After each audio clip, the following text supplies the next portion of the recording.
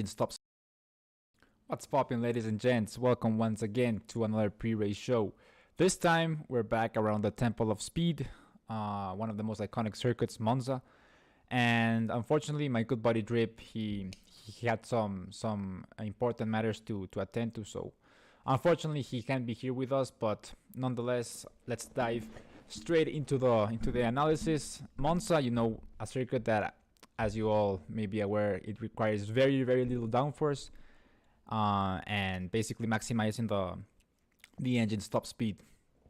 So to begin with, let's take a look at the driver standings. Pretty much Red Bull's Hudson Pool is pretty much leading the way by a comfortable margin, and I want to take the attention to the drivers to the sorry to the constructors championship, because there have been some shakeups. I mean, Alpine is trailing Ferrari by around 20-25 points, and it's super tight because Alpine, Aston Martin and Mercedes are just in like, it can change from one race to another, and this makes the championship super exciting. It makes the drivers have to perform at their very best level, and yeah, with basically 5 races to go, there anything can happen.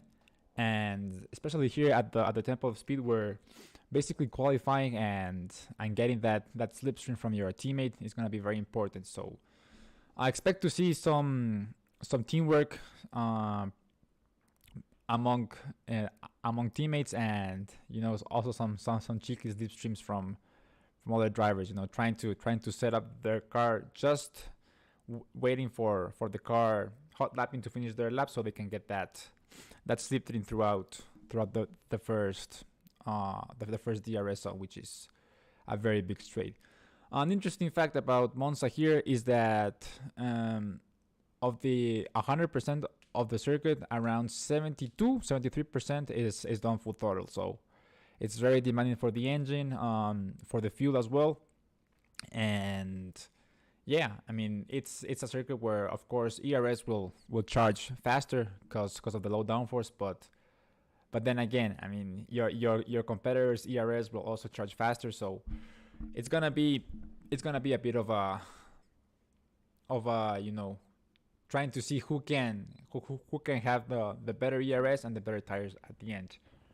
As for strategies, I think we're gonna see lots of medium hards or hard to mediums, because as we've seen throughout these past 2 or 3 rounds, the softs are a very bad tire, a very bad race tire. I mean, the soft degrades at a very high rate, and basically the advantage you gain from using the soft tire is close to none, because since 4 to 5 laps in, basically the soft tire starts to overheat, starts to give in, starts to show signs of blistering, and that's when you start to lose pace. So it's gonna be exciting to see if drivers go for the hard medium. It's gonna be a challenge for them to, well, not much of a challenge because they're D1 drivers anyway, but it's gonna be a bit of a complication to try to warm up those hards, trying to keep pace with those medium tires through the first 6, 7, 8 laps until they get up to temperature. So, but then again, drivers who go for the medium at first are gonna try to to break that 1 second distance to break DRS with pursuing cars in case they're with the hards. But most importantly, they're gonna try to build a gap, because then when pit stops come, they will want to have a safe gap in order to prevent the now new medium runners to catch them with fresher tires. So it's gonna be interesting to see the how many drivers go for the hards, how many drivers go for the mediums. And in terms of safety cars, I don't think there's a high chance here at Monza. I mean, we did see a couple of accidents on on previous divisions, but considering it's Monza, I think as usual the danger point, the boiling point is gonna be turn one, especially turn one, lap one. So yeah, heads up there. I mean, drivers are gonna try to give the most amount of room they can, but also not too much, because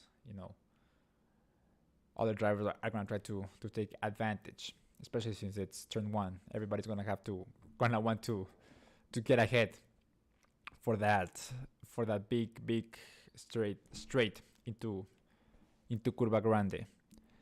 And so moving on to predictions, I would say Ferrari are gonna want to put on a good show for their home crowd and try to close that gap to Red Bull as much as they can. I mean, it's a bit substantial, but 68 points. I think it's manageable in 5 races, considering they played their cards right.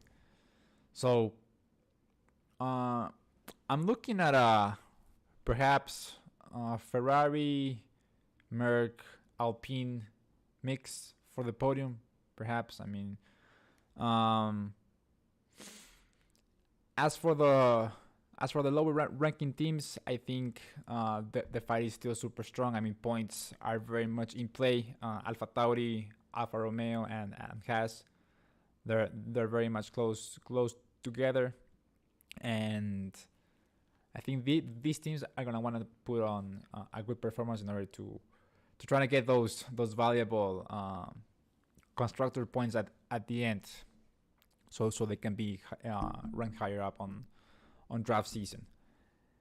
So without further ado, I'm excited to see what these D1 drivers can do. I'm excited to see how they're gonna line up for qualifying, who's gonna get that slipstream, and yeah, and basically how are they gonna manage their strategy, because as we know, last point before we head on to the race, tire management and tire degradation is very important. And yeah, I mean, you don't want to follow up too close behind a car, because then your tires are gonna overheat. So we're about to see a big perhaps some DRS trains, perhaps drivers getting close, using battery to pass, but if they can't, maybe we'll see them back off and then try to go for an undercut or overcut, because as we know, undercuts are harder to execute them because of the lower tire temperatures. But then again, these are D1 drivers, and I'm pretty sure they can.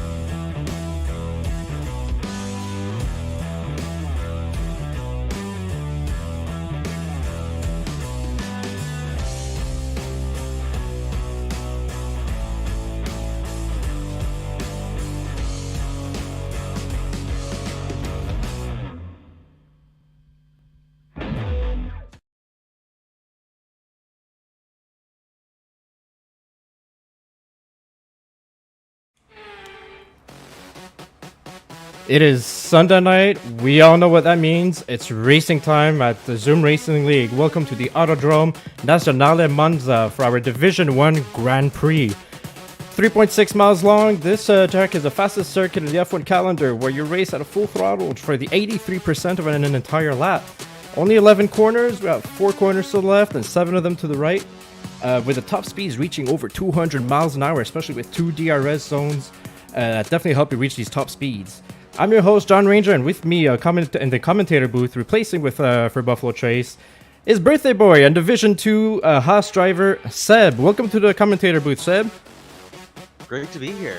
Absolutely, and happy birthday. It's definitely your day today to be commentating for Division 1. Yeah, hopefully I have some of that birthday luck. We'll see. Most definitely, Seb. So qualifying is just about to get underway here. Some drivers are just now getting out of the the pit zones here. So before we go into watching the qualifiers as they're only on the warm-up lives, how about you talk to us through on the Division 1 standings right now? We've got the constructors and the drivers standings up here on the stream now. Quite a few battles, both on the drivers' end and the constructors' end, from what we can see here. How about you walk us through that, Seb? Yeah, so first the constructors, we have Red Bull with about a 60-point lead in P1 from Ferrari. The battle for P3 is tough between Alpine and Aston Martin right now. Only 1 point favoring Alpine right now. Then moving on to the fight for P5, McLaren and Mercedes in P5 currently, are in a tough battle. Mercedes with 155, McLaren with 143. McLaren will be looking to jump Mercedes this race, so we'll have to see how they fare. Alfa Romeo in P6, Williams in P7, and AlphaTauri and Haas with only 3 points between them in the battle for P9. The Haas drivers will be looking to try and get ahead of the AlphaTauri drivers tonight, but of course, Ethan Patel is only making half points for Haas tonight, so he's going to have extra work cut out for him to make up the deficit for them. And moving on to the constructors, Hudson Poole is in a comfortable lead by about 50 points in P1 from Krieger. Then we have Lawler in P3, Pelter in P4, McMack, Locklear, and Cavallo are all pretty close, as well as Gordian and Castleman. So our mix between P4 and P9 are pretty close, with Bellew in P10. And moving down the field, we have Altmaier, Perez, Huerta, Senna, Angus, Pemberton, and Fanar. So they'll all be looking to gain more points tonight. Yeah, most definitely. Fanar, as you can see, is 0 points, and we've got a lot of reserve drivers filling in for some big shoes tonight. Fanar's being one of the new drivers, and in P16 we see Jack Pemberton, who's we said our farewells for him to him last race in Belgium. It was his last race of the season, and for a good while, and ZRL decided to focus on life and studies at the moment. So we've already got a couple drivers out doing their out laps and their first laps. Magnussen Cube, who's a new driver, if I'm not mistaken, out there in the Williams, already putting a 119.9. So last night in Division 2, near the end of the short qualifying, we're starting to see a lot of drivers go sub 120s. 119.9s. I believe pole position was near 119.3 or 4, if I'm not mistaken. What are your predictions in regards to times with Division 1? Could we possibly see a driver going into 118s, you think? I mean, a 118 would be an exceptional time. If anyone in the league can do it, it's going to be our D1 guys. But if I had to guess, we're going to be seeing some very low 119s. And anyone who's hitting a 118 is going to be in a beautiful spot. But looking at our banker times now, Dago on pole, or provisional pole with a 119.5, maybe people push it more and we do reach the 118s. It's kind of hard to say. Curious to see, and one thing that could maybe throw a little bit of these drivers out for a loop here is just an information that we got from our engineers here. Apparently the race is going to be wet. Now, the race is going to be wet. When is it going to be wet? Is it mostly going to be wet? Is it just going to be rain near the end of the race? We saw an absolutely chaotic race last weekend in Belgium when rain came at the very end, and it was a question of 2 to 3 laps that caused absolute chaos. You think these guys are going to keep on their dry setups for quali and get the best position as possible, or they're going to go for the wet setups? I mean, I think it's hard to say. I'm going to see if we can get more information from the pit wall on if it's going to be a full wet race or not, but I think that's really going to depend on what the drivers have loaded here. Most definitely. All right, we're starting to see a couple more track times going on. So Jeffrey Lawler, actually we got a 1-2 position for now, in the beginning of the short quali with the Aston Martins, so Jeffrey Lawler and Aaron Altmaier. I believe Aaron is filling in as a reserve, if I'm not mistaken, or is that Anand Trivedi? So we have actually 2 reserves in the Haas seat so far. So guys, we're gonna have to be looking out there. And also in the McLaren, we're seeing Retrograde. So he's a guy I have not seen so far in the last 2 races since I started broadcasting. So it's very interesting. We've seen reserve drivers get out there and cause some surprises. If you think 2 races ago, we had Red Potato come in and steal pole position at the very last second from Hudson Poole, who's by far so far the leader in the Division 1. So I'm curious to see, and I don't know if you know any of those reserve drivers, or if it's if you have any idea or any predictions maybe on how they're gonna fare out there. I mean, I really think it's up to anyone. Monza is such an odd circuit compared to a lot of the other ones we have that I think it's kind of a toss-up of whoever can kind of get in the zone for it. Get those good exits and carry that speed down the straights. But I don't know that any of our reserve drivers tonight are super unknown variables, a lot of them being from kind of D2 to D3, so kind of expected to see their paces in the low 120s, maybe high 119s. There is a driver we cannot ignore in this situation, and that's Kyle Blevins, who just so far has been who actually reserved last weekend in Belgium, and at the very last corner, unfortunately, got the win taken away from him from the Alpine driver of Leclerc. Division 3 driver who's been practicing a lot, putting a lot of times into his racing pace, and Division 3 he's able to win races. Division 2 he's been able to do that as well, and a wild wet finish last weekend, was about to win, and Luke Locklear had a bit of a contact on the last chicane, the bus stop chicane, and came away from the win, or at least that's what we thought. However, Locklear ended up with over 20 seconds of penalty, and that dropped him down quite a lot in the standings, only finishing with 11 points in the end, instead of the usual 35 you get from a win. And that kind of helped out a certain Duncan McCamick, who had a penalty appealed and won that appeal. And so he's now looking at a first race win, if I'm not mistaken, this season so far. And definitely bumped him up in points, and definitely helping out Red Bulls in the championship as well. Yeah, although with Hudson's performance this season, not that they necessarily need it. Most definitely. We're looking at tight battles, if I remember, between Mercedes and McLaren, and also the Ferraris are out there. The Aston Martins are doing great. So while Red Bull seems so far to be untouchable, this is just like the actual real-life season with Verstappen and Perez. Well, it's kind of what we're seeing here now in the Racing League the division so far. And I was just looking at Hudson Poole's warming his tires, and it looked like he maybe have impeded a little bit on an Alfa Romeo, who's sticking right behind him, trying to get some slipstream to maybe go a little bit faster. Now here's another question for you, Seb. Do you think teams are really going to go for it for the slipstream advantage here? It's hard to say. You know, the slipstream is not worth as much as it might be at a track like Spa because of how low the air we're running is, but it can be valuable tenths in the right place, and I think it's really going to come down to where their teammates are positioned. If I'm say Dago very high up and I feel comfortable, I might be willing to give my teammate a tow, but then you also run the risk of getting traffic in between you, so it's going to be a consideration of the teams, but they're going to be obviously taking on some risk from it. As we are into the 118, staying with the 118.9, that is an exceptional time. Absolutely exceptional. So if Dago is able to get into the 118.9s, I'm curious to see the other drivers that'll be able to get into there.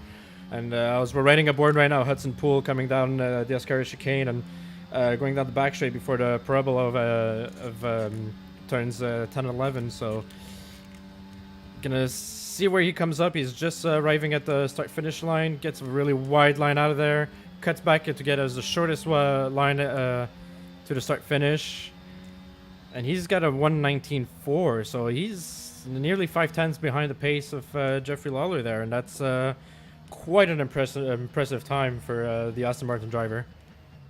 Yeah, and if I'm the Alpine drivers of Castleman and Mr. Locklear, I'm kind of looking at my constructors battles and getting worried that both of these Aston Martins are placing so beautifully. They really gotta try and find some pace or hope they can bring it back in the wet. But looking at their pace and only being in the 120s, I'm almost wondering if they've opted to go for the wet setups and try and regain that time in the wet. That's a very possible strategy. I'm curious to see. A guy like Dago, Jeffrey Lawler, he's also very good in the wets. But if the setup doesn't help him out on the wets, that could be detrimental to his race. So it's definitely gotta be something to look out there. We're seeing a lot of drivers in the 120s, and I don't think in Division One we're gonna have a lot of drivers in 120s. Maybe except for a couple reserve drivers who are used to racing in lower divisions. I mean, Division One in Zoom Racing League is really a world of its own. These guys, the pace and the consistency between every laps during races and how that tight they could race is beyond what we see in the other divisions in the Zoom Racing League. And already each division is rather spectacular. Division One is more and more getting more competitive and close up there. So. And with Monza, with the wet race and the DRS train, well, it's just going to be a slipstream train at that point if there's no DRS during wets. But curious to see what we're going to have as a race. And the other thing we're not sure is we have wet race, yeah, but we don't know exactly when that rain is going to come and how long it's going to last. So maybe it's going to be a bit of a gamble for these guys. Go for the wet setup in qualifying or keep it dry and just hope it doesn't last for too long during the race. Yeah. I'm still talking to people on the pit wall to try and figure out around what lap the rain is going to come, or if it's the whole time. So we should be able to get some information on that sooner. So far, we're at top 10s when we're looking at Jeffrey Lawler, who's 5 tenths up in front of Hudson Pool in P2 with a 118.9, Hudson Pool at 119.4. After that, we've got a 1,000th of a difference between Magnussen Cube and Retrograde in P3 and P4. So Magnussen Cube is into Williams, and Williams driver in the top 5 so far. That's rather spectacular, but we know these times are going to slowly get lower and lower. Retrograde, our reserve driver, being in P4, and Jason Pelter right behind him in P5. Is this the race? And I don't mean to curse him, but the question's got to be asked. All season long, Jason Pelter has been having a great season, consistently getting P4s and P5s. Will he ever get his first podium? He hasn't had a podium all season long in a very, very long time. So this guy has been trying so hard for a podium. Was so close to getting a podium in Belgium. Unfortunately, a race incident stopped him from that with the wet situation. This has got to be it for him. He wants that podium so hard. I spoke to him earlier this week while handling the steward tickets, and he wants that podium so hard. So he's gonna give it his all tonight. Yeah, update from the Ferrari pit wall. Apparently the race is going to start with rain and maybe dry out at the end. So I think a lot of our D1 drivers who are lapping in the 120s right now are on the wet setup and gambling that's going to give them the pace come the race. And there's quite a significant setup difference if we're looking at you could see it on the pace to begin with. There's definitely a downforce difference between wet setups and the dry setups. I'm not quite sure about how you would run it, Seb, but I've heard rumors or seen some drivers try for the 0-0 wings here, meaning that's maximum top speed and the lowest setting for the downforce, both in front and rear wing. Is that something we think that's going to help them into this race, or with the wet setup, it's going to be way more better for the race? I mean, it's probably going to be helping them in qualifying here, especially against the people who are running wet setups, which are probably going to be around the teens, low 20s at most for downforce. But come the race, they might not even be able to reach their top speed if they're struggling with wheel spin and all of the traction zones in the wet. So I think as much as the people on the wet setups are gambling that it'll give them the pace, the people on the dry setups are gambling the track position is going to do them any good, especially at a track like Monza, where down the straights it is not hard to overtake, especially if they get a bad run from wheel spin in said traction zones. Yeah, and at that moment you're gambling. Am I going to be able to outrun the wet setups and the straights with the lower downforce? But at the same time, you got to make sure to defend in the corners, which here could be a little bit tricky in high-speed corners, and especially in wet conditions. So nothing's for sure yet, and we're gonna see that during the race. Notable moments: we see Retrograde and Jason Pelter. Retrograde was trying to go for a fast lap. He seems to have lost the car in turns 6 and 7. So I think he's going for a second fast lap here on the used softs here, trying to get a lap in. There's only 2 minutes left in qualifying, so don't think he realized there was maybe enough time to pit in. So most of these drivers who are coming out of the pits or are just about to come out of the pits, they're on their final laps.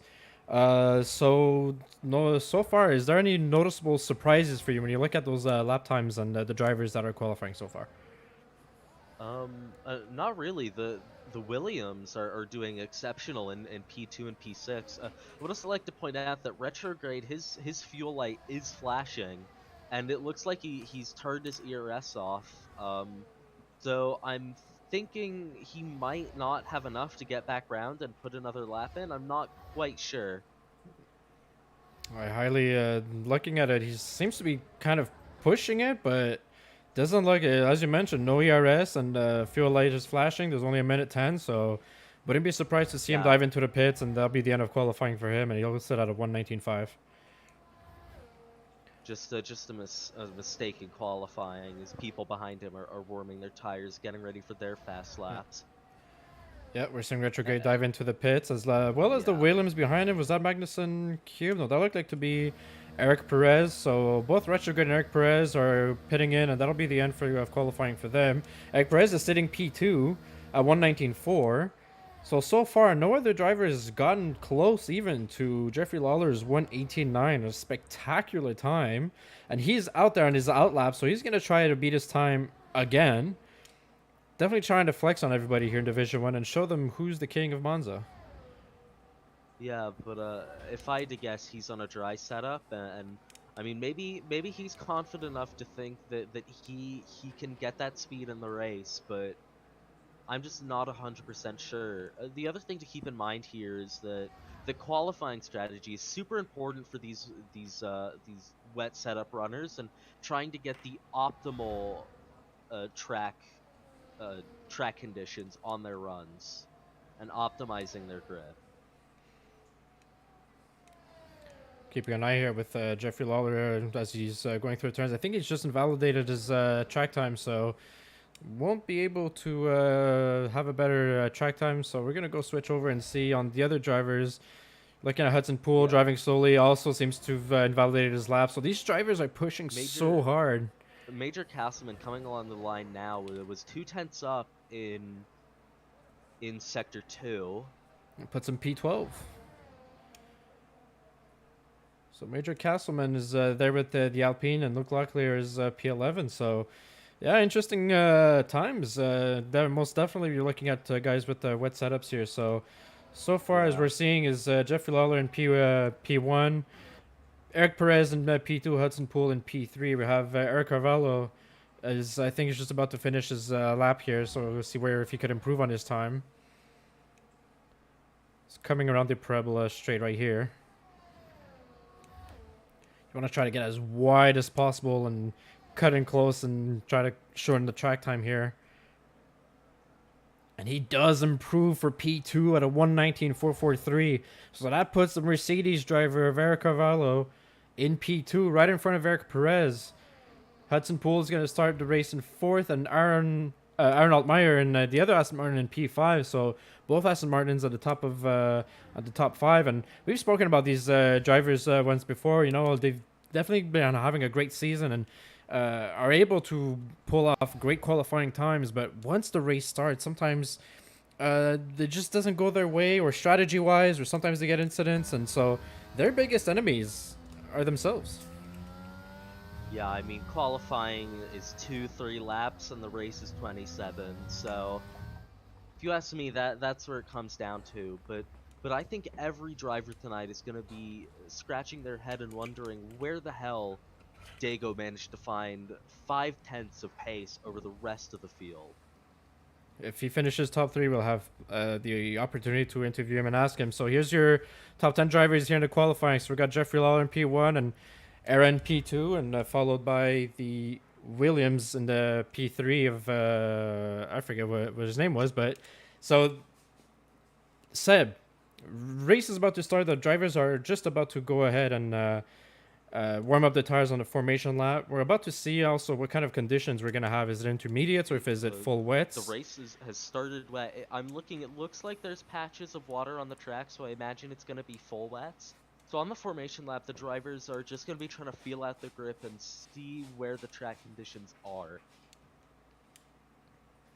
It'll be interesting to see if the drivers manage to kick up enough of a dry line to justify a switch to inters, or if it's just gonna stay full wets the whole time. And we've seen, now this is a shorter track than Belgium where we raced last week, but in Belgium, with lap times going above 2 minutes during the wet race, we saw very, very quickly how the intermediates suddenly just were not working, and then it was full wet. So it's got to be very careful on when it dries up. Does it dries up and you go to intermediates, or do you actually jump directly from the wets to the dry tires? That's the drivers and the drivers and the engineers to know. The formation lap is underway. These are wet conditions here today. Each driver will no doubt be mindful of the wet surface as they prepare to race around the track. Yeah, of course. And as with the wet conditions always, this is where the boys are going to be separated from the men. Get ready for lights out.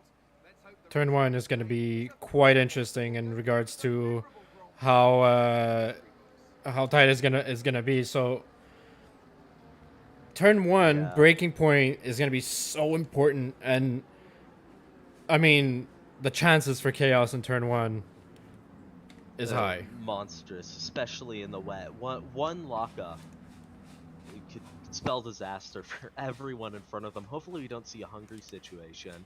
And reports from the Ferrari pit wall are that we're going to be seeing inters at the end of the race.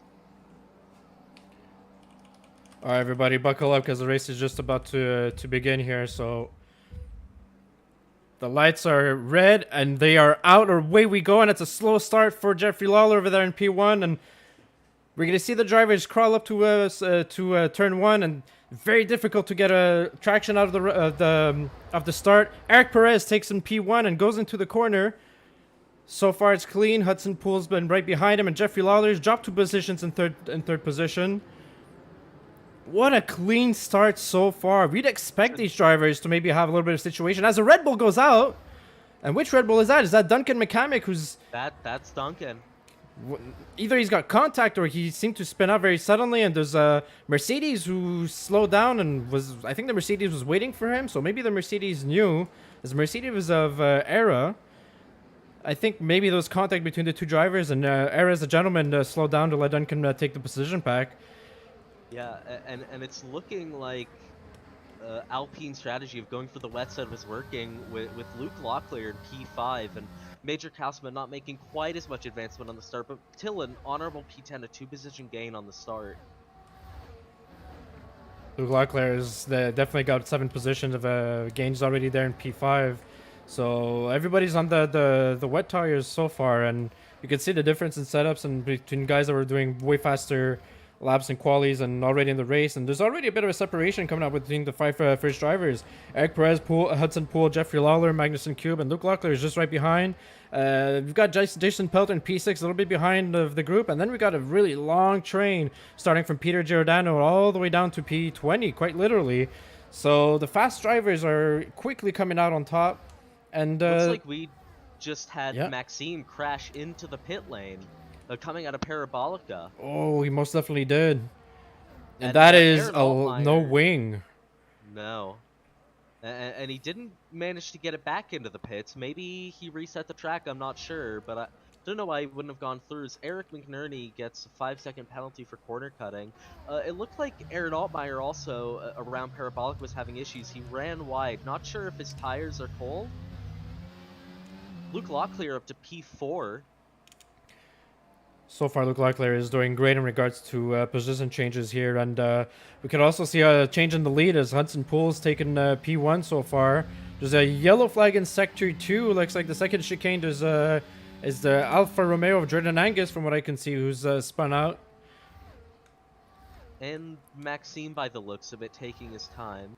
No front wing, so must be coming around just to try and get it back in the pits.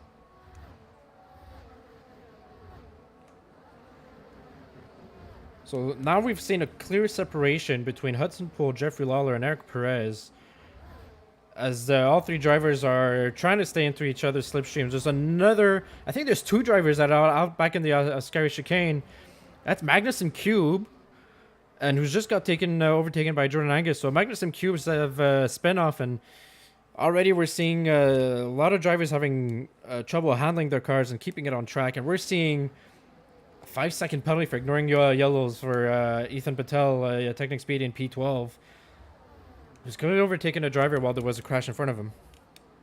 Yeah, we saw some odd movement on track from around P10 to P13. Just a gajillion position changes all at once. Not sure what happened there. The other thing to watch out for is everyone has to be questioning where Jeffrey Lawler has all this pace. He was rapid in the dry. We really thought he was on a dry setup, but now, even in the wet, he has the fastest lap right now. Most definitely. We know Cal has got definitely a lot of pace in him, and he's just sitting right now in P9, and he's right up on the rear of that Aston Martin of Aaron Altmaier in P8. So Aaron's dropped a little bit of positions there, and there's that train I was talking about with Peter Giordano leading it. But right now that train seems to have packed up a little bit, as we could quite clearly see on the mini map. We're actually following Luke Locklear, who's at who's leading that train with both McLarens right behind him. Retrograde sitting in P6 and Peter Giordano following him behind. It looks like is that a Ferrari? That's a Ferrari of Eric McNerney, who's desperately trying to get back on track, and that's overheating his tires. Don't know if he's got damage. Fastest lap. Yeah, we're seeing wing damage on Eric McNerney, so that's going to be a pit for repairs there, and most probably he's going to join the back of the pack with Maxime Beaulieu, who's already had to repair his car and fit some new wet tires. So those guys, those two drivers are now going to be wishing for possibly safety car, and the chances of seeing one so far is quite high given the situation. And a lot of the drivers are trying to push hard on the wets, and when you get a wet spot and you slip off, it's very, very difficult to catch that car again, if not impossible. Yeah, we're seeing massive battery usage throughout the entire field. I don't think there's anyone much higher than 70% at most. And I think what that is the drivers know that without DRS, being in the slipstream of the cars ahead is massively important here, and as soon as they get a better drive, the person in front of them just gets that tiny bit of wheel spin, they can make that position right on the straight. We're seeing Jason Pelter and the McLarens going side to side with Luke Locklear and the Ascari chicane. They're both keeping it rather tight and rather clean, and Jason Pelter is going to back off a little bit, stay in the slipstream of Luke Locklear there.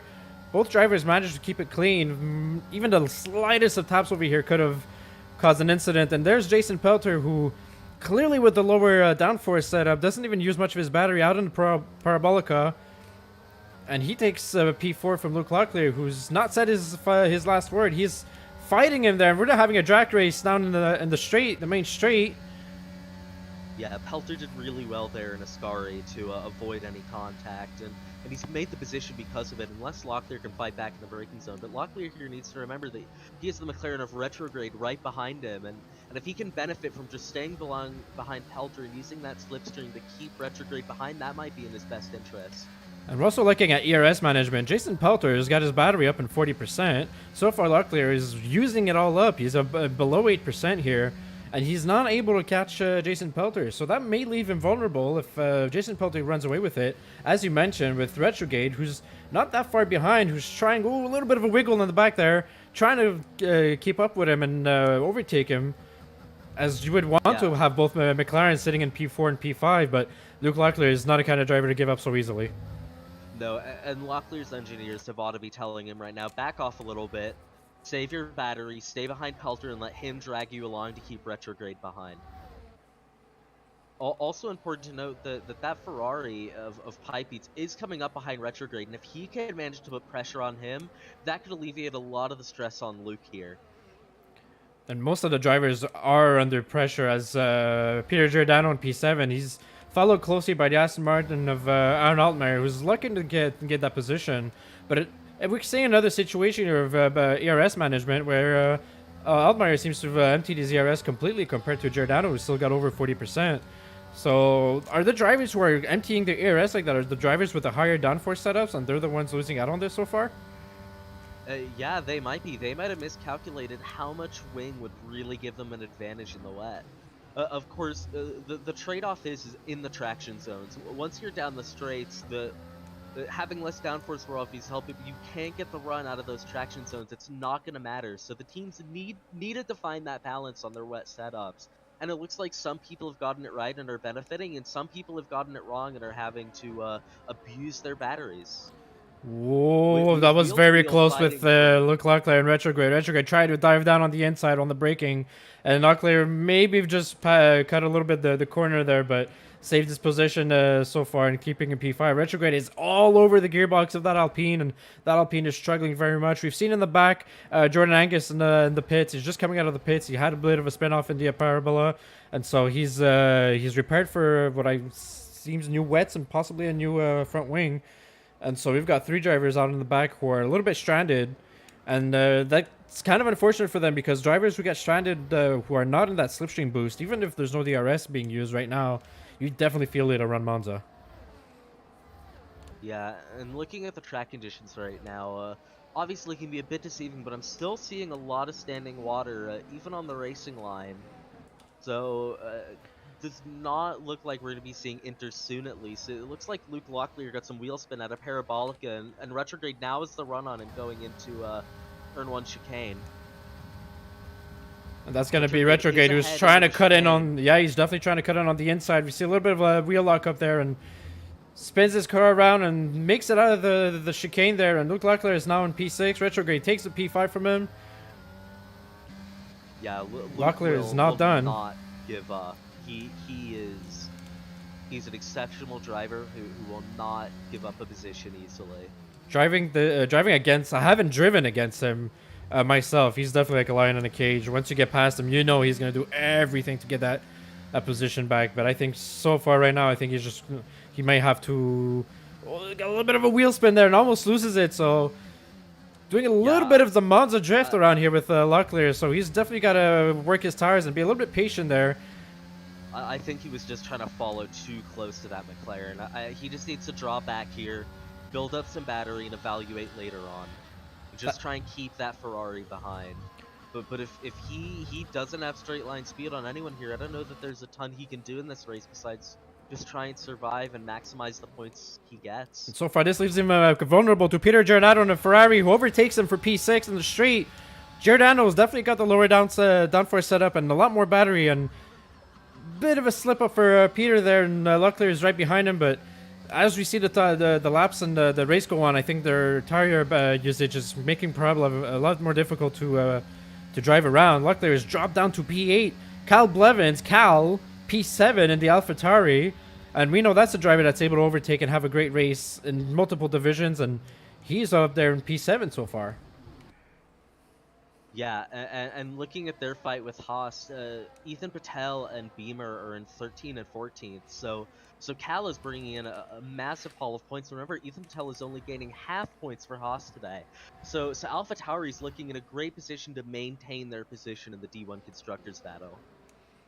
So a quick update on the front of the pack. We haven't spoken about Hudson Poole ever since he's taken the lead. He's managed to increase his gap to 5 seconds between him and Jeffrey Lawler in P2.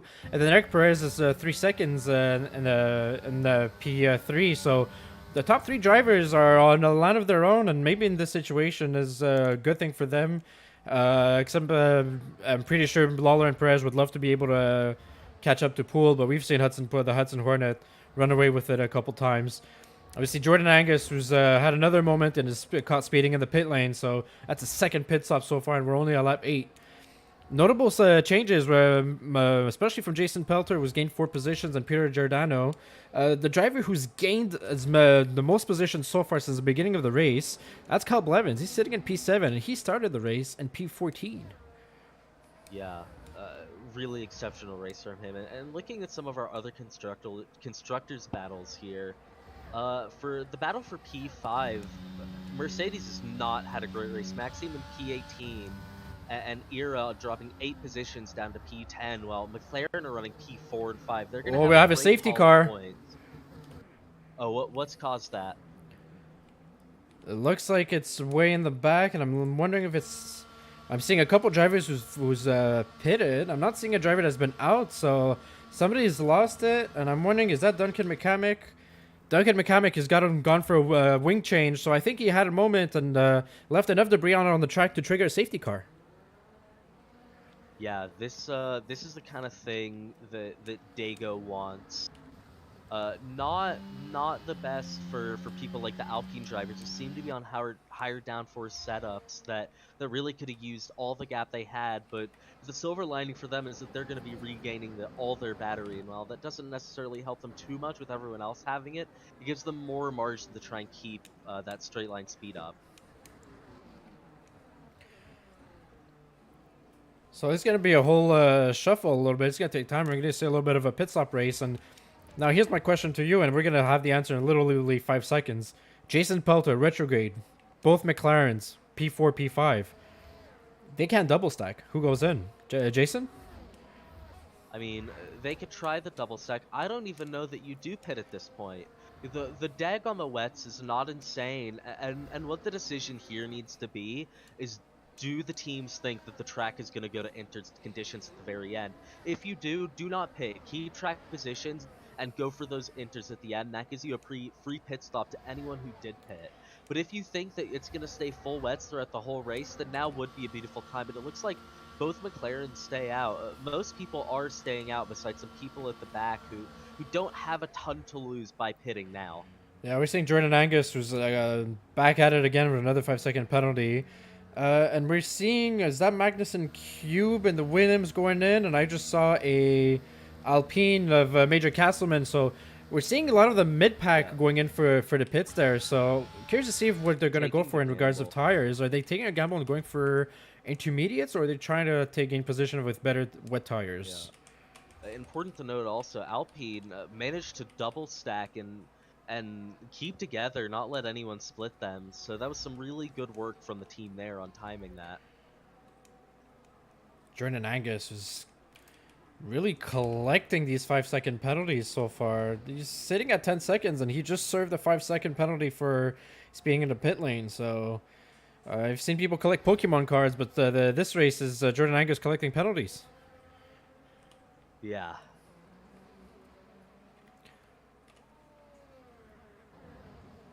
So with the packs so separated, as we see on the minimap, you only have like the top 6 or 7 drivers who's finally reached the safety car, and most of the mid pack who's quite a ways behind. So I suggest maybe another 2-3 laps of safety car may take a little longer than expected. Yeah, 2-3 laps. I think the game should let everyone, but maybe Eric in the back, and I think Angus might be a lapped car right now. I'm not quite sure. Yeah, he is. Those two might not quite make it on the restart, but everyone else should. So battles we're gonna have to look out for is, I'm just noticing a Mercedes driving into the pits, and that's Era, who's we've seen once or twice before. He's had some interesting strategy calls. So is he going? Yes, he is. He's the first driver going for the Inter. So he's expecting the safety car to drag out a little bit, just enough for him to gain an advantage through the Inters. And we saw that as well in Belgium last weekend, where he was the first driver to go for Inters just when the rain was coming in. What hurt him was when it was time for the wets, he stayed on the Inters, and that kind of hurt him. Yeah, the only thing is, under the safety car, he might be struggling to get temperature into those Inters through all the wet patches. And but every engineer on every team will be looking at his lap times and seeing when they think the crossover point is. So even if this doesn't work, he's doing beautiful work for every other team. So we're seeing Aaron Altmaier in the Aston Martin P17 and Alex Duarte in the Alpha Tauri. They also went for Inters and also Eric McNerney in the Ferrari. So P17, P18, P19 in the Inters. Jordan Angus decided to retire in the pits. It was not his night tonight. The rain was much too slippery, so he's calling it a night, and that'll be it for the Alpha Romeo driver. That leaves Nathan Doan alone to gain some points for his team. Yeah, you always hate to see it.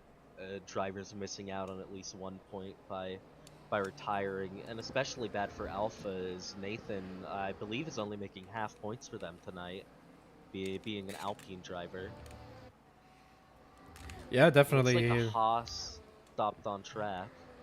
Is that the Haas of Beamer? For what I'm seeing, looks like he had maybe a Beamer, little bit of a yeah. moment.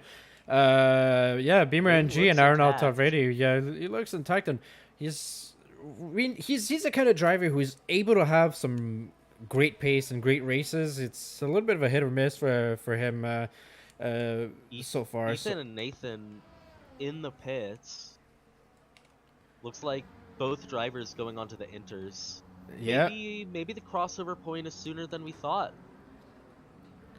and I'm wondering if all these drivers diving into the pits like that, is that just delaying the safety cars? Is seeing a lot more drivers out there on the track and not bunched up? So I'm curious how the game and the mechanics in this situation is going to react.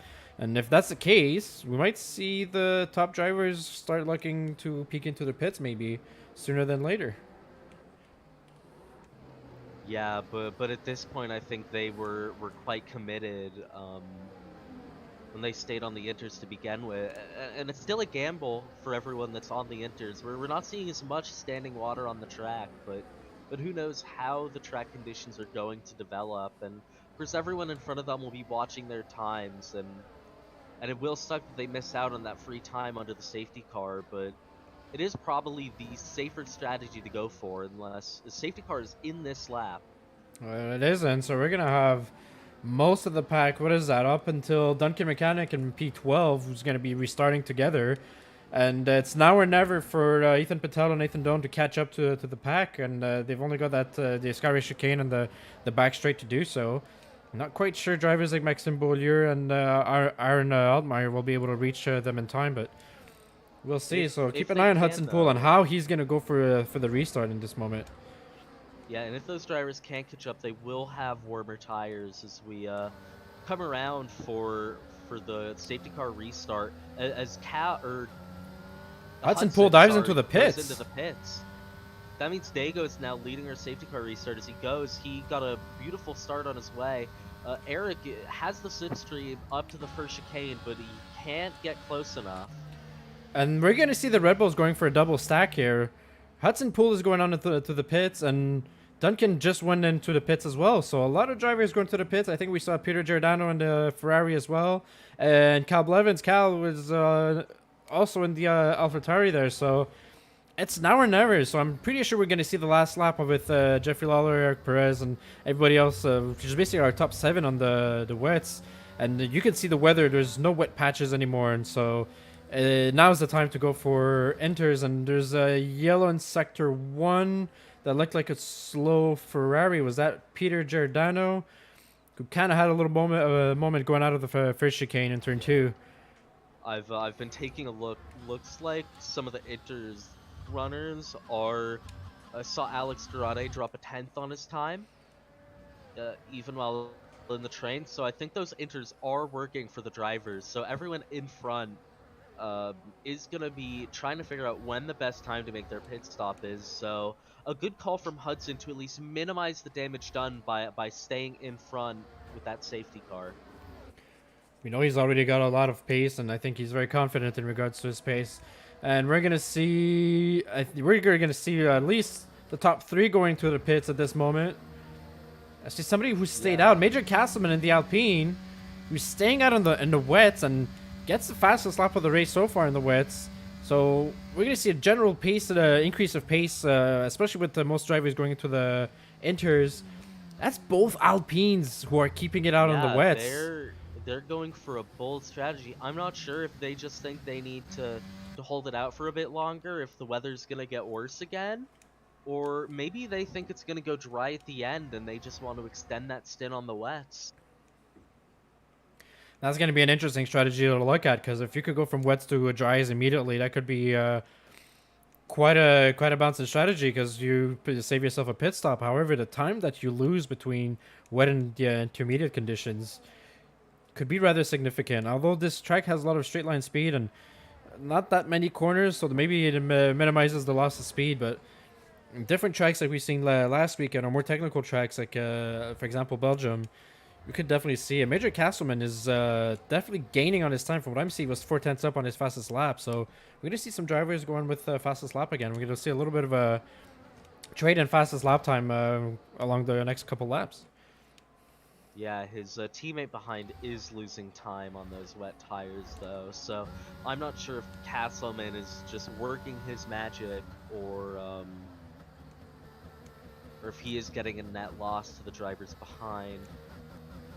As Castleman is into the pits, And will Locklear as well. Locklear follow? Yeah. Yeah, Luke Locklear must have been just creating a bit of a gap behind to try and make that double stack work.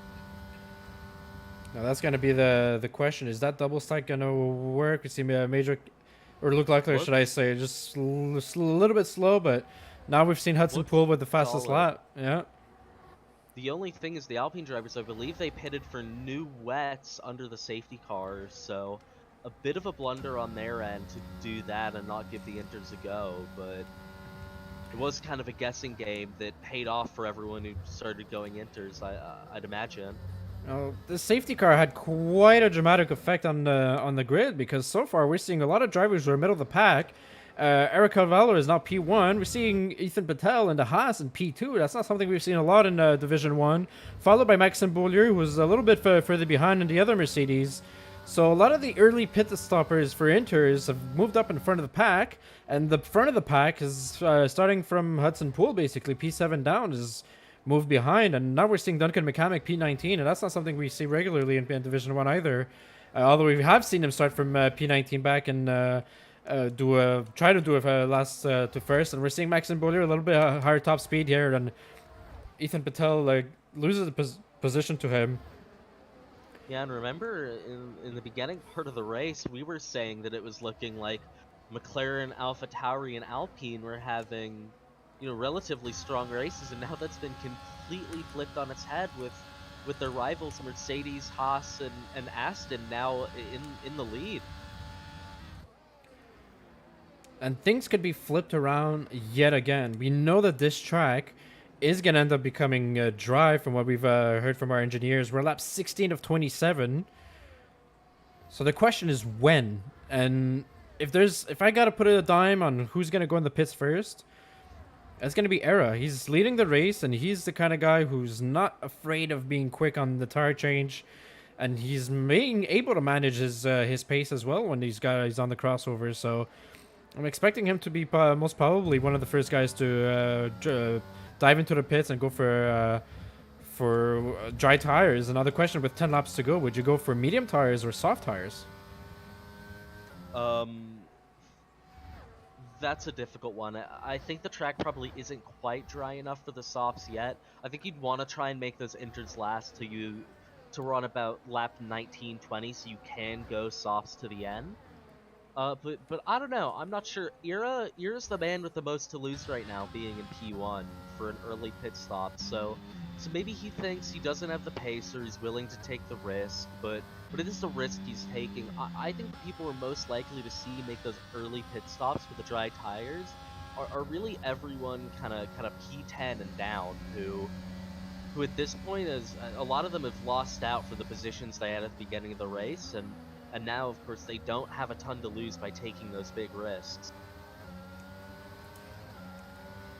So far we've got a bit of a mid-pack battle between, once again, an Alpine and the McLaren duos. But this time it's Major Castleman, who's a bit of a sandwich between the Alpines, and Jason Pelter, who's trying to, on the straights into turn one, to overbrake, basically. Major Castleman, who's done a great job in keeping it clean and having a great out turn of turn 2, so he's keeping it out there in P13. Looking further back, we've seen Beamer and G trying to keep up with them. He's losing a little bit of pace, but that's a driver who started P20 and so far he's P15, despite the little bit of a change up we've had with the wet and the safety car.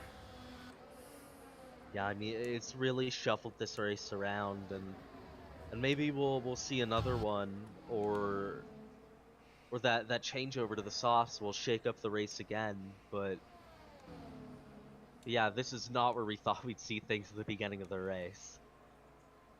Most definitely not. And depending on how the conditions are going to change, I'm looking at Maxime Beaulieu, who's definitely got more pace than Era, and we're seeing a 1-2 McLaren so far. Both drivers really keeping it clean out in front and kind of pulling away from Technic Speedy. Now, when the rain's gonna stop and the circuit is gonna dry up, we're eventually gonna see DRS being allowed, and that's usually your main hint on when to dive into the pits for your for the dry tires. Depending on where you're on the track, you may be even too late for that. So,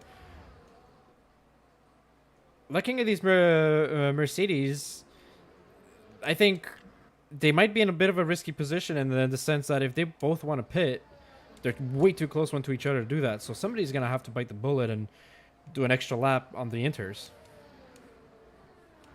Yeah, I think if you're pitting to your inters, when that DRS, or sorry, your dries. softs, Yeah. when dries English, by the time that DRS message comes up, you're already too late. We're getting some information here from the Alpine pit wall that they don't think it's going to be dry by the end of the race, and that it's going to be on the inters to the end here. So if that's the case, all the drivers are just going to be getting their heads down and racing as hard as they can here. And if such is the case, that is not the information that you want to deal with. If you're a guy like, for example, Hudson Poole, who's right there, just fought and overtook Aaron Altmaier for P5 and got the fastest lap of the race so far. Yeah, maybe Hudson Poole actually isn't so worried. He's going to have to win the race on raw pace alone, and Aaron Altmaier is right behind him, and Nathan Doan in the Alfa Romeo, sorry, in P4 is lucky to be to defend himself from Hudson Poole when he's probably got himself into the zone so far. So the way the grade just got reversed through with the safety car, I'm looking at their biggest losers so far. Those McLarens are sitting in P14 and P12, Retrogate and Jason Pelter, and Luke Locklear, who's gone from a race winner on track, I would say, from Belgium last weekend to P18 so far, and Duncan McCamick in P19, not drivers you're used to see over there, as Hudson Poole, clean overtake by Nathan Doan, and now he's already looking ahead and for P3, the third podium place and the last podium spot of Ethan Patel in the Haas.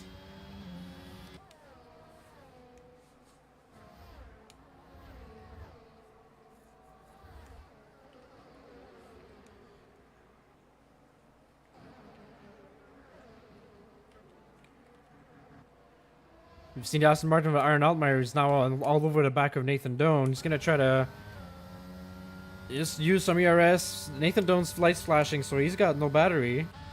Or he's not using it so far. He's just clipping it lightly. Hudson is storming up the field right now, up into P3. He's already in P3. Look at him go. It just seems no one has an answer for that man's pace. The only person, and we're going to see that possibly in the next couple laps, he's got 2.6 seconds to catch up to Maxime Beaulieu in P2, and there's 7 laps to go. So the name of the game for Beaulieu there, if Hudson gets up right up in his gearbox, is stall him out as most as possible so that Eric could get the win here. Yeah, Maxime is going to be team ordering here to the max and just doing everything he can to keep him behind while avoiding penalties. And a notable thing to say is that both Mercedes have been harvesting their ERS this whole time. So we're looking at both of them sitting at around 75% ERS. We know Hudson Pool is using everything he's got. There's 7 laps to go. He's going to use every single thing he's got. So they're already prepared to defend against the Hudson Hornet. I don't know that he's gonna need it. I mean, even with the ERS deployment, he's made up like 7/10 in the last sector, or the last 2 sectors. I mean, that is something. Most definitely that is something, and that's a man on a mission. And their tires are rather similar. You know, we're having the Mercedes on 10 lap olds inters and Hudson Pool on only 8 lap olds. So it's not like the tire difference is very big between the two. So that's going to be rather interesting to look at through until the end of the race. So that's something we definitely got to keep an eye on. Yeah, I mean, your tire difference shouldn't be hugely important on the inters, so I'm thinking this one is just going to be a race really on who can make the most of their laps, make the most getting those tires in the window and bringing it home.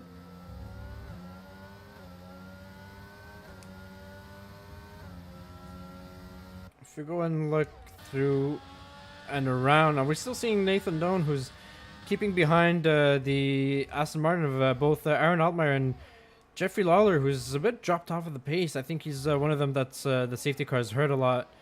He was, you know, really hoping to stay up front in regards to the pace he had. Oh, that's gonna hurt Peter Giordano down in P10. It's not the moment to get a 3-second penalty here, and he just got that, and that could drop him off, potentially drop him a couple of positions. Actually, maybe not, given the fact that he's at the end of that train there. We have Pelter and Castleman banging wheels on the run to the Parabolica right now. As we saw, Castleman who was sandwiched in between both of them, so I think Jason Pelter just overtook him, and Castleman's like gonna try to come back. Might have the run here into turn 1. Doing his best to stay in that slipstream. Thought about it, comes back over and just sticks behind. Doing well to just pick the opportune moment to make his overtake and not take massive risks here in these conditions. And meanwhile, we have Retrograde, who's himself trying to gain up on Eric Perez, and Hudson Pool keeping an eye on him is at 1.2 seconds from Maxime Beaulieu, so he's really cutting down on that time. And I think the Mercedes guys, both of them are starting to sweat a little bit. You got an angry Red Bull and right behind them. God, that wasn't like a second the last lap or two, was it? Quite nearly. It was at 2.2 not so long ago. I think I just blinked and all of a sudden he's under the 1 second. So Hudson Pool is not an esport driver for no reason. He's showing his raw pace here, and look at him go. Like, luckily these Mercedes drivers don't have to defend the ERS from Hudson Pool given the rainy conditions. And here he is at 7/10 between him and Maxime Beaulieu. So keep an eye on him very closely, because he's going to be making the moves for the overtake, and he's still got 5 laps to go. Yeah, down in P9, Peter just displaced Alex for that position on the run to Parabolica.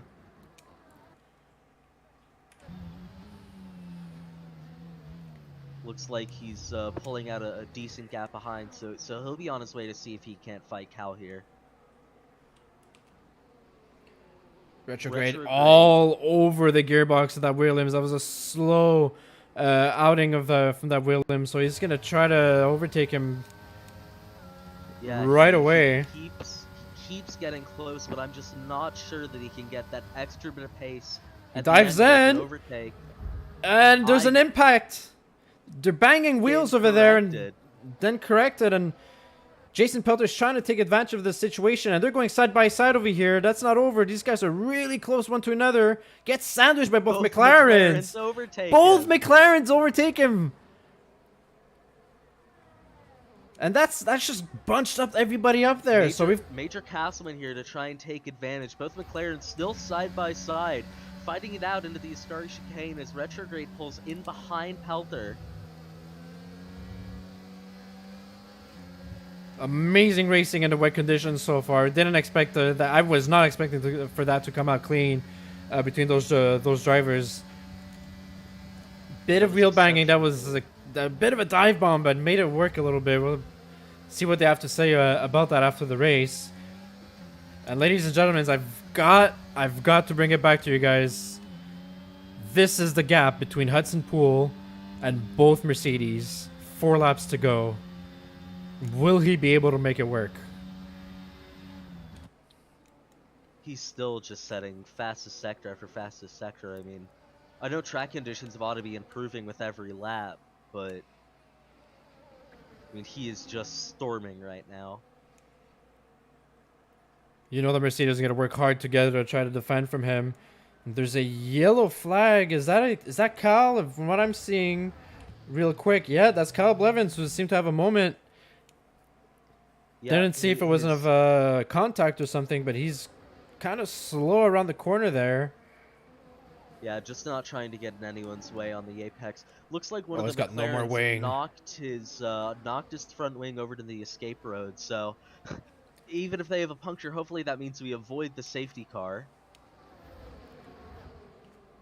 That's a terrible finish with 3 laps to go now. Kyle Blevins was having a rather decent race, and he's gonna have to pit in for a new wing. And here it is, Hudson Poole, guys, all over the back of the gearbox of Maxime Beaulieu. Will he be able to make it stick on turn 1 here? Searching for the inside. Pulls a little switcheroo, hopes to get a little bit of a better corner exit here, and so far Maxime's able to keep it, but Poole's side by side with him.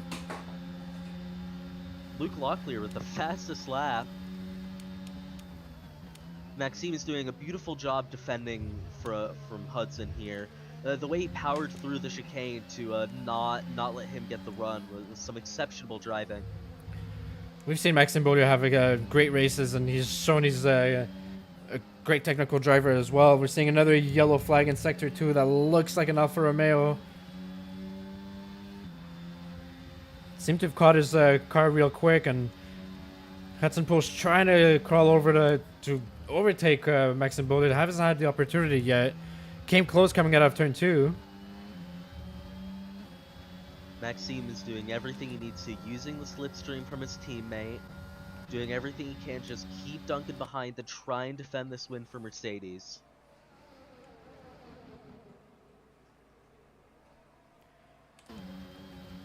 A little bit of a slip there at the end of the Parabolica. We just saw, I think, 2-3 drivers get 3-second penalties.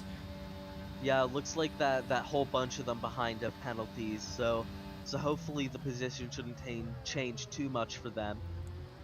Luke just needs to get his head down and make sure he has the gap to Duncan. The only Hudson's man who's trying to get it. Does contact with the Mercedes. Maxime Beaulieu's in the wall. Maxime will not be happy about that. Seemed like he just tried to pinch him a little bit, just tried to squeeze him, and the contact just, once it starts, it's so hard to catch it again. And now we're seeing Maxime Beaulieu tumbling down the order. He's down in P6. I'm wondering if he's got damage. It doesn't look. He looks like he had a bit of an impact with the wall, but his wing seems intact. Oh, that is not going to be a happy driver at the end of the race. I could guarantee you that. No, but who is happy and is really benefiting from this is Era with Hudson 1.6 seconds behind with a lap and a third to go. He's in a pretty comfortable position to just try and take it home. Work a little, because Hudson is such a formidable driver, but the pressure is not on like it was before. So we're going on the final lap here. There's 1.3 seconds to go. As you mentioned, that's a large gap to catch up in a single lap here. So all that Era's got to do, he's got to make sure he's driving clean. And I just said 1.3 seconds, like 1.3 seconds ago, and we're already looking at a 1.1, 1.2. So gotta keep an eye on it. I know there's a lot of action going on in the back there, but that Red Bull chase for Mercedes, that's definitely something we've seen in the past before, and usually end in dramatics, as we've already seen for Maxime Beaulieu, who's trying to recover from his race as much as possible. I don't know if he'll definitely recover from the fact that Peter Giordano has gained up to fifth position, but he also has a penalty. Both McLarens fighting through the turn 1 chicane for position right now. So no team orders for the last lap for these McLarens. They got to keep pushing as much as possible. If they allow themselves to be slowed down, it definitely leaves them vulnerable to Eric Perez. Hudson Pool, 8/10. And that number is just very quickly dwindling. Are we going to see a drag to the finish? Contact between the McLarens led to Pelter losing a position. Eric's now splitting them, and that's bad for the Constructors battle. Mercedes already having a great race. This made it that much worse for McLaren as Hudson's 4/10 behind into Parabolica. We'll see if he can get the run. And he would have prayed for just an extra lap here for Hudson Pool, but so far he's trying to go out as wide as possible. And what that's going to look like is looks like Eric Carvalho is going to take the win in Division 1 Zoom Racing League. Hudson Pool takes P2, crosses the line, and finishes our top 3. That's Jeffrey Lawler, and despite having a 3-second penalty, I think the gap isn't wide enough between him and Ethan Patel. A Haas in P4. What an exceptional drive from Ethan Patel to keep it in P4. Maxim Bollier in P5.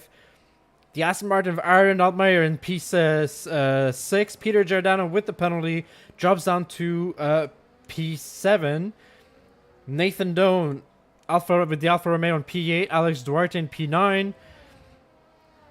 The McLaren's a little bit disappointed with their race because of the safety car situation in P10 with Retrograde was reserving. So quite a decent race nonetheless for that driver. Eric Perez in the Williams in P11. Jason Pelter. I must have cursed him when I mentioned the podium today. That's far away from the podium in P12 over here. Major Castleman. Alpines are not satisfied with their results tonight. Both Alpines sitting in P13 and P15 with Luke Locklear. Another Williams in P14 with Magnussen Cube. Duncan McCamick, P16. The Red Bull strategy did not smile for him at all. So that's going to be a bit of a disappointment for him. Expect him to come back really hard on the Netherlands next week. Eric McNerney was reserving for Ferrari, replacing Ian McGregor. Lots of penalties. Didn't really have much of a great race. Started in P19 and finished in P17. And Beamer finishing in P18.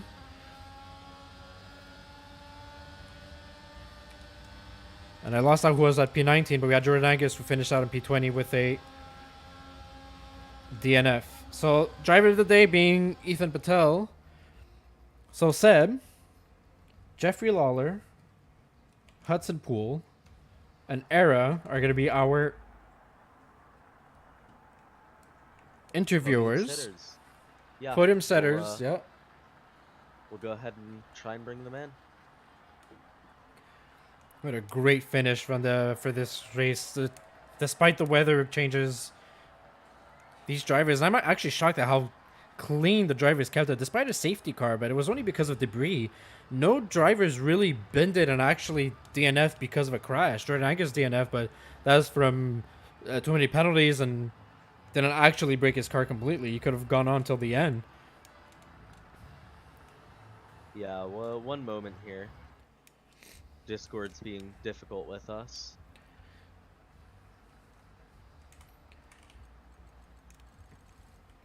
Maybe just me specifically. It's all good. It was indeed Cal Blevins sitting in P19, and fastest lap is going to go to Jeffrey Lawler in P3, so it's going to be an extra point for Aston Martin, who are going to be very happy with taking that.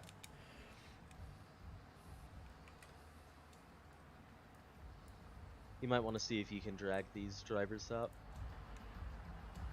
Alright, let me see if we can get these guys. Well, so far we don't have anybody in the waiting room, so we're just gonna tag him and let him know.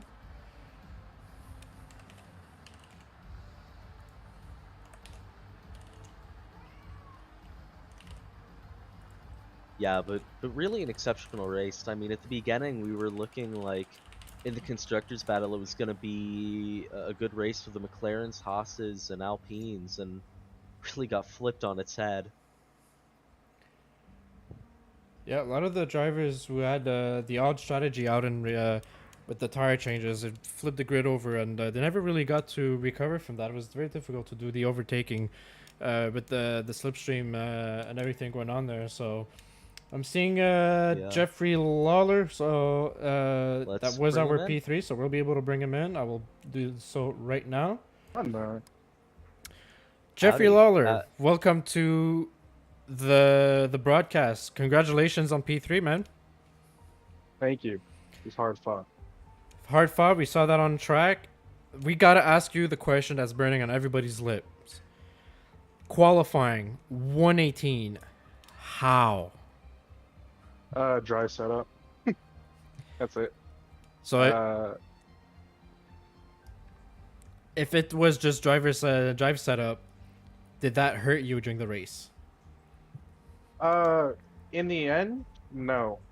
Really, what hurt me was not pitting. As soon as the safety car came out, we didn't think it was gonna dry as quick as it did, but because of everybody, pitting the wets again and then going to enters all under the safety car, it took so long that the safety car stayed out longer than we thought. So it was just an error on our part.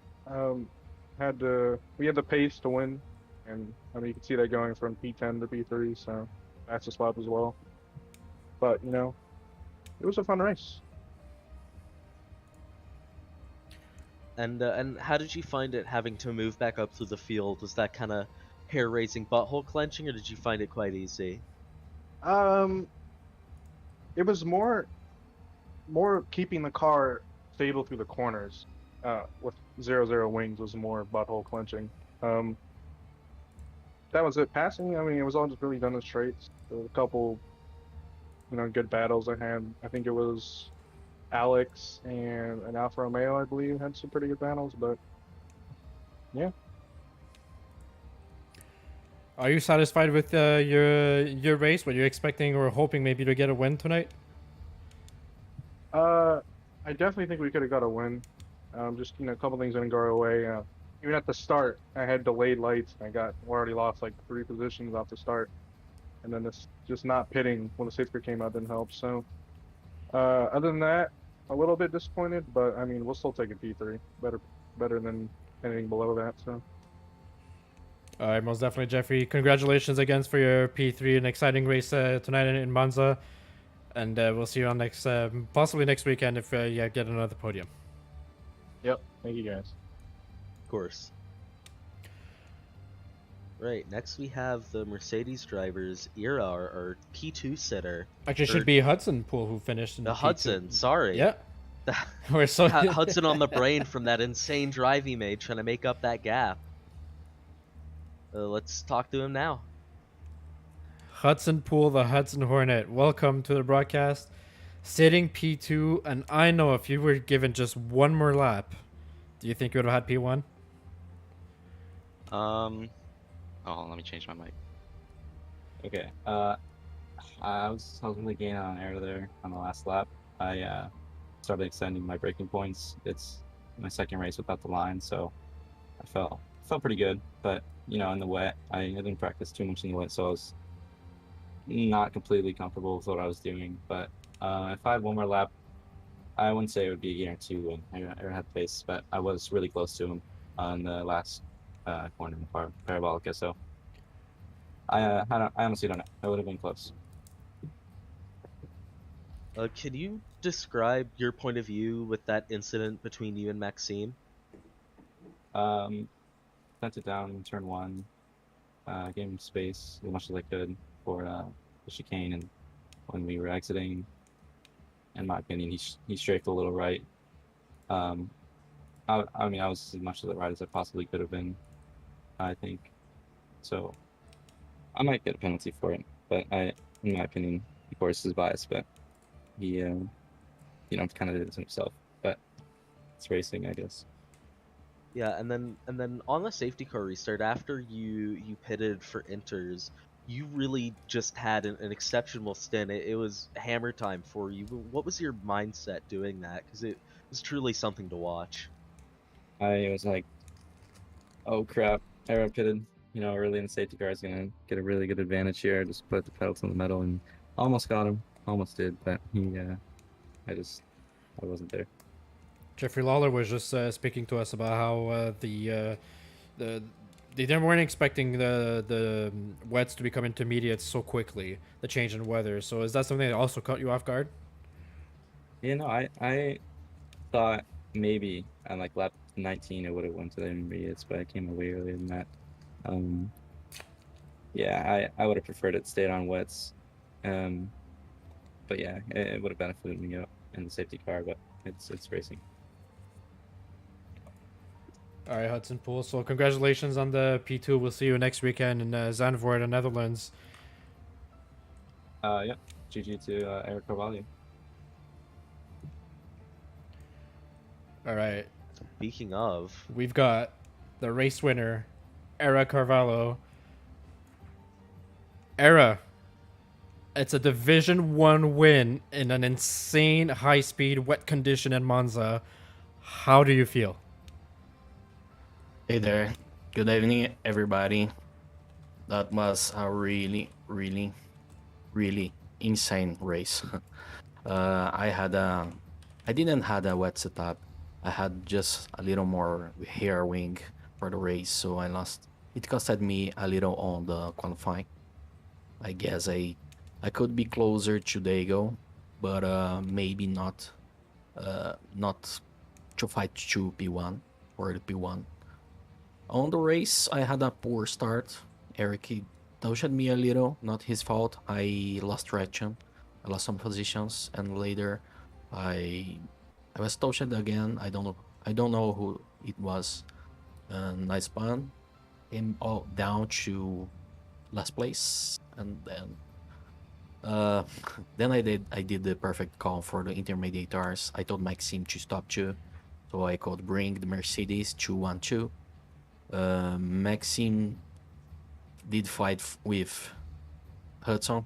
It saved me like a second at least, or 2 seconds. Was enough to bring home the P1. really just an exceptional race from you. Hudson was putting an incredible amount of pressure on you in the closing laps of the race. How did you manage to cope with that? Did you just put it out of your mind, or did it help you focus? Yeah, when me and Maxime were far ahead, we were saving battery. I told Maxime all the time that we should worry about Hudson, because Hudson was really fast. He had a wet setup. He was incredible fast, so we should care about him. Were gapping everybody else, so we were saving battery. Me and Maxime were keeping cool and saving battery to when Hudson close to us, so we can defend properly. So yeah, everything was under control. Uh, by the end, it was really really close because the battery was depleted. So I think today was the day. Was really cool, man. Really cool.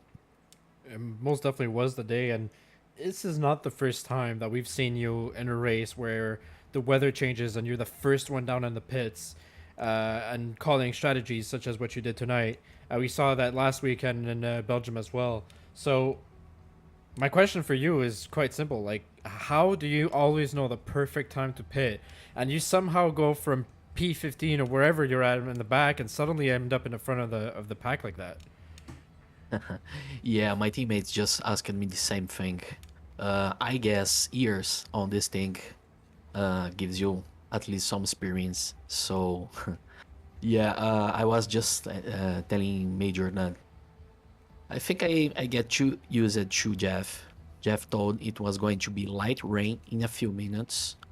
Then I know I could hold a slower intermediate tires for a while until it gets light rain and at least a little more dry track. It's not that hard. It's really easy to understand what Jeff says and when he says and why he says. So if you get used to that, there's no problem. You will get always the best call. You'll have to send us your notes. Oh, I'm sorry, Seb. You'll just have to send us all your information on it so we can start winning our races. About the next races. Sorry, I didn't understand you. Oh no, just your insane tire strategy, especially in changing conditions. You'll have to share the knowledge with us. Oh yeah, yeah. I always had good calls. That's not the first time. I remember on MRL like 2 years ago, or maybe one and a half. My second win on MRL. was on Japan. I had a call to stay with slick tires on the wet conditions. I mean, was not that wet, so I kept on the track and I moved it to P16 to P1. I always did those kinds of call. Sometimes it's a gamble, sometimes it's something that I know it will happen. So maybe we don't know. Maybe next time I will fail. I will gamble and I will fail. But by by the time I stopped for intermediate tires, I had nothing to lose. Nothing. The same thing was on Spa. I had nothing to lose. So I did the perfect call. I did gamble, of course. It could be failed. I failed. But when you have nothing to lose, you can just play around and try something. Well, you know what they say. 90% of gamblers quit before they win big, and you won big tonight. Most definitely. Oh. Eric, congratulations on your P1 win tonight. I'm sure you're going to be looking and hoping for another great finish in Zandvoort next week. And maybe this week you'll even get a call from Ferrari strategists. Little birdie tells me that they're looking for some. Thank you, Seb. Thank you, Ranger. See you guys next time. Congrats again. Have a good week. Thank you you. for the show. All right, Seb. So we're closing out on another rather exciting, if not epic, Zoom Racing League race we've had tonight. It closed out our weekend with our 5 different divisions in Division 1 with a win from Eric Cavallo, followed by Hudson Poole, and on the third podium step is Jeffrey Lawler with the Aston Martin. Final comments, final thoughts about the race, Seb? I mean, that was just a watched race. It was up and down, a roller coaster of emotions. Teams and people changed positions left and right, and honestly, it was quite clean. Not the most penalties we've seen. Only one safety car. I mean, it was a really good race, and I'm really excited to see next week's race at Zandvoort. It's going to be such a different dynamic going from the straight line track to the downforce track. It's going to be really interesting next weekend. So tune in next Sunday at 10 p.m. EST for our next track is going to be in Zandvoort, the Netherlands. So as Sabi just said, we're going from high speed to high downforce, and it's going to be interesting track also in regards to overtaking. I haven't said it all stream, but I'm going to say now at the end for those watching, if it's your first time watching Zoom Racing League, we've got a Discord channel in the description, so don't hesitate if racing interests you to join up. And if not, we'll just like and subscribe. The more likes and subscribers we get, the more popular we get on YouTube, and it's good for everyone all around. And I'm gonna call it a night with everybody. Thanks for being here. Thanks for watching. Thank you, Seb, for replacing Buffalo Trace. We're gonna see him back next weekend, as I believe so. It was great working with you, old friend. But I'm gonna see you on track next Saturday in Division 2. Yeah, you'll definitely see me because I'll be a couple miles ahead of you. We'll see about that, sir. Have a good night, everybody. This was John Ranger broadcasting for the Division 1 Zoom Racing League. Have a good week, everybody.